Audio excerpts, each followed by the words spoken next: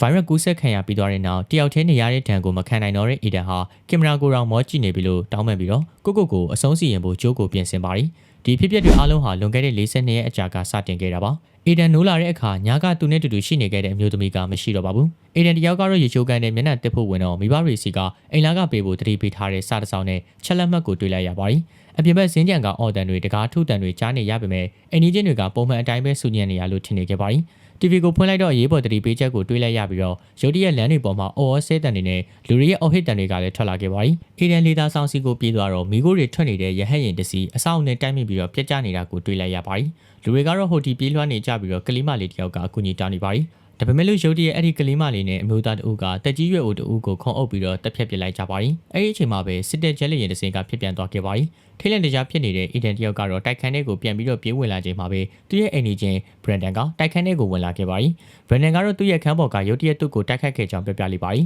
။ TV ထဲမှာတော့မျိုးသားတယောက်ကလူတွေကိုလူသားစားတဲ့ဖုတ်ကောင်တွေဖြစ်ကိုပြောင်းလဲသွားစေတဲ့ fire တစ်ခုပေါ်ပေါက်နေကြောင်းရှင်းပြနေခဲ့ပါတယ်။အဓိကအပြင်ကတော့အကိုက်ခံရတာနဲ့ချစ်မိတာကနေတစင်ကူးဆက်တာဖြစ်တယ်လို့ဆိုပါတယ်။အမျိုးသားကတော့ဆက်မပြောရသေးခင်မှာပဲထုတ်လင်းမှုကရပ်သွားခဲ့ပါတယ်။ Brandon ကတော့သူ့ရဲ့အခန်းပေါ်ကြောင့်တန်ရာရခဲ့တာကို Eden ကတော့သဘောပေါက်သွားခဲ့ပြီးတော့သူ့ကိုယ်သူကောက်ွယ်ဖို့ဓာတ်တချောင်းကိုကင်ထားလိုက်ပါတယ်။စညံတွေကသူတွေကအဆက်မပြတ်အော်ဟစ်နေပြီးတော့တကားတွေကိုထုနေကြတော့ Brandon ရဲ့မျက်လုံးတွေကလည်းသွေးတွေယိုစီးလာကြပြီးတော့သူ့ရဲ့မျက်နှာကလည်းပြောင်းလဲလာခဲ့ပါတယ်။ Eden ကလည်းသူ့ကိုထွက်ခွာခိုင်းပြီးတော့တကားကိုပြေးပေးရပါတယ်။ Brandon ကတော့နောက်ဆုံးတော့စိတ်ထိမနိုင်ဖြစ်ခဲ့ပြီးတော့ Eden ကိုတိုက်ခိုက်ဖို့တကားကိုပြန်ပြီးတော့တွန်းဖွင့်လိုက်ပါတယ်။ Eden ကလည်းအာကုန်ထုတ်သုံးပြီးတော့တကားကိုပိတ်လိုက်ရပါတယ်။တကားမှန်ပြောင်းကနေကြည့်လိုက်တော့လေလူတွေကစညံထဲမှာတယောက်ကိုတယောက်စားနေကြတာကိုတွေ့လိုက်တော့ Eden ကလည်းကြောက်လန့်သွားခဲ့ရပါတယ်။ TV မှာတော့ virus ကကဘာကြီးကိုလွှမ်းမိုးနေပြီဆိုပြီးတော့ထုတ်လွှင့်နေခဲ့ပြီးတော့လူတွေကိုအိမ်မှာနေဖို့ပြောပါတယ်။ Eden ကလည်းအကြောက်ပြအောင်လို့အရက်စားတောက်ခဲ့ပြီးတော့သူ့ရဲ့မိသားစုကိုဖုန်းခေါ်ဖို့ကြိုးစားပေမဲ့ဖုန်းလိုင်းတွေကပြတ်တောက်နေခဲ့ပါပြီ။နောက်ဆုံးတော့သူ့ဖေးစီကနေစာတွေကရောက်ရှိလာခဲ့ပြီးတော့သူနဲ့သူ့ရဲ့မိသူ့ကိုလာတွေ့မယ်လို့ပြောပေမဲ့လို့သူ့ရဲ့ညီမအကြောင်းတော့တတိမရဘူးဆိုပြီးတော့ပြောလိုက်ခဲ့ပါတယ်။ဒါပေမဲ့လည်းနောက်ထပ်သူ့ရဲ့စာတစောင်မှာသူတို့မလာနိုင်တာအတွက်ကိုတောင်းပန်ပြီးတော့ Eden ကိုအသက်ရှင်နေဖို့တောင်းဆိုထားပါတယ်။နောက်ဆုံးစာကတော့သူ့မိစီကနေသူ့ကိုဖုန်းဆက်ဖို့ပြောထားပေမဲ့